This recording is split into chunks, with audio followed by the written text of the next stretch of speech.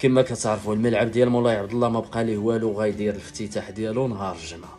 المهم الجامعه قررت باش تجيب مؤثرين من الافارقه. الافارقه راكم عارفين. ما فهمتش انا كيفاش هاد خينا اللي صيفطاتو الجامعه اين معيار جابت هاد المؤثرين بحال هاد خونا هذا اش باغي يدير وهبيل. اما خلي ابار دوك المؤثرين العرب اجا قالوا شي كلمه خايبه على المغرب والمسائل وجاو. وعلاش ما نجيبوش الناس اللي معروفين عندنا في المغرب بحال الحجوي؟ هذا علاش تيموت على المغرب، علاش ما نديوش هذا؟ ها هذا يتقاتل معكم وكذا ويشرح المقابلات التكتيك والمسائل، علاش ما تعيطوش ليه مسكين؟